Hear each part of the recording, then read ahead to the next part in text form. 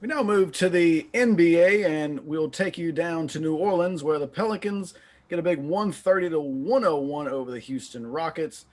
Big fourth quarter there. They outscore Houston in the fourth period, 38 to 20. They've now won four in a row, led by had six guys in double figures last night, including three that cracked the 20-point mark.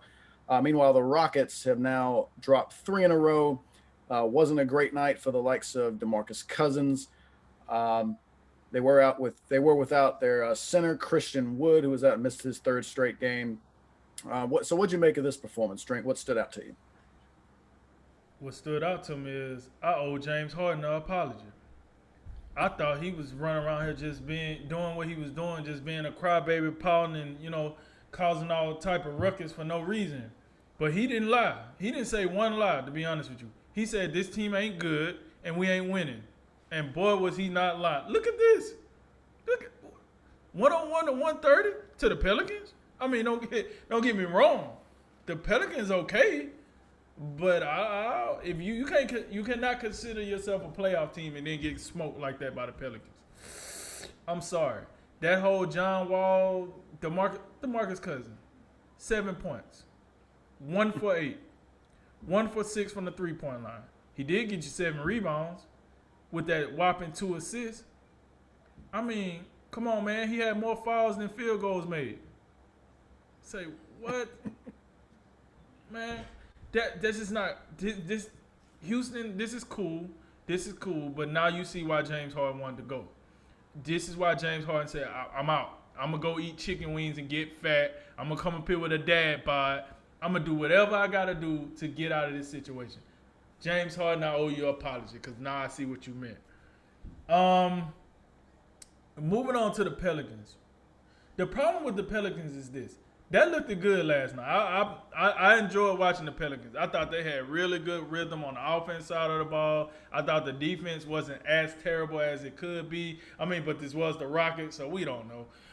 But I don't know if I've seen that step in the Pelicans that make me think they're going to be legitimate as far as being a playoff team or, second round, conference finals. But I did see some promise. Brandon Ingram, you said it in the lead up. They had 3 players that scored in 20 plus. Zion had 20. Brandon Ingram had 22. And you had Josh Hart with 20. And that bodes well for New Orleans because when they made the trade for Anthony Davis, that's 2 of the 3 players that they got.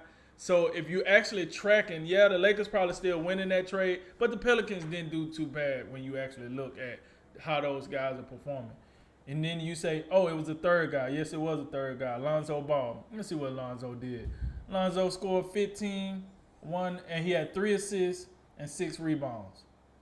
And, listen, first of all, hey, Lonzo, at least you shot 50% from the 3-point line. But I don't know who told you was J.J. Redick, but you need to calm it down out there. Just jacking up threes. But hey, when you beating a team as bad as you was beating the Rockets, I guess it counts. So in the long scale, let me say this: whatever Stan Van Gundy is trying to get going with this team, I think it's starting to work a little bit.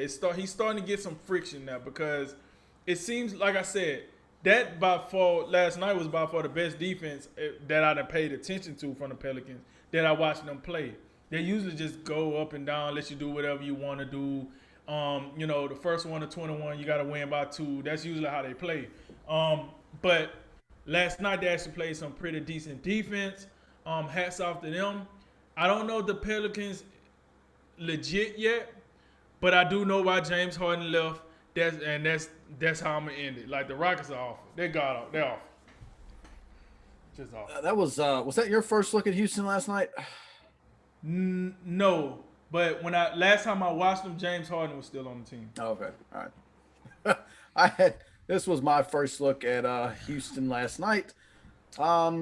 Makes you wonder how they were just 2 games over 500. They've now lost or a game over 500, but they were playing 500 ball for a while, and it just makes you wonder. I don't even know how they were doing it. Yeah, maybe Christian Wood is that good or something. Yo, that guy is good. Now that I think about it, he is pretty good compared to the rest of these cats. Yeah, I mean, but they Yeah, this was not a good look for Houston. You kind of in some sense feel like Steven Silas got a raw deal. He comes in and at the time you got James Harden, you got Russell Westbrook, and it just ends up falling apart. And now he's just left with a whole bag of whatever kind of. You bring in some guys who you know need medical attention like 24/7, and this was not the way, and it was especially difficult considering. I mean, New Orleans is about the same level team. They just appear to be, you know, trending in the right direction, and Houston's they're trending toward the bottom of the conference Right. at this time. I did see just aesthetically and just from the pure eye test, John Wall looked good to me. He looked like he's still got a lot of explosiveness. For what it's worth, in my mind, when John Wall was a Wizard, it was him and Russell Westbrook that in the open floor that really put like the two guys that really put the most fear in opponents from the point guard position. I still saw a lot of the explosiveness and the You can't win with playmaking. that. What's that? You can't win with that though. You can't. Yeah. Well, I mean, I saw the same type of player. Still doesn't have a jump shot, but he didn't have one in Washington. So, but what I'm getting at is, when John Wall was acquired in the Russell Westbrook trade, I thought it may be a part of something bigger, and I don't know if this will end up working out this way. But to my mind, John Wall can still play. Eric Gordon can still play, despite I don't know how you're a -40 in the game. I don't know how you manage that. But Eric Gordon can still score the basketball. I think Eric Gordon can be a great six man on a winning team, and I think John Wall can. I think John Wall can help teams. So in the grand scheme of things, I think Houston, if things continue to go this way, that they'll be a big time seller at the trade deadline, and they'll just continue to stockpile assets, and they'll be the new look 76ers, and they'll just start playing the ping pong lottery game. But DeMarcus Cousins, I know if that's DeMarcus Cousins, he ain't tradable because there ain't all the injuries and all the things that have happened to him. It looks like it's took a cold because he did not look good last night. Couldn't hit a shot.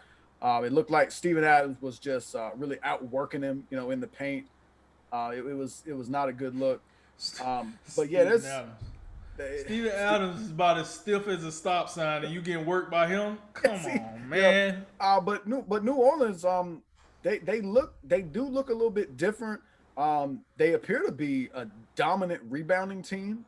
They were plus 18 on the boards last night. I think that's been a consistent theme throughout the season. They can generate a lot of second shots, and I think when you're a team that, even though they appear to be a little bit better from a 3-point line than we might have anticipated, even when their shot is not falling, they can generate a lot of second shots. 15 offensive rebounds last night. So and when you have Zion and Steven Adams, that's going to happen.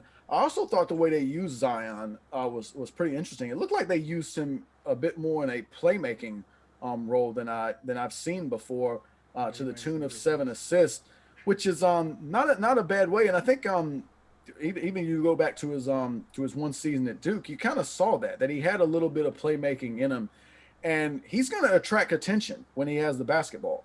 Right. And so all the double teams that he can attract, that's a nice tactical move by Stan Van Gundy to make him a little bit of a playmaker and able to get more guys in a flow. Because Lonzo Ball and Eric Bledsoe, they can do the job and get guys involved, but they don't strike fear into opposing defense, and they're not going to demand the same level of attention that Zion Williamson does. So I thought that was a good move, and it'll be interesting to see if they elect to go that way going forward. I'm still a little, even though this is a nice little sample size of a nice 4-game winning streak that they have going on, I'm still skeptical if it's sustainable. But this is a good sign for New Orleans, and Stan Van Gundy looks like he's doing a fine job, and it looks like the move to hire him was a good one by David Griffin.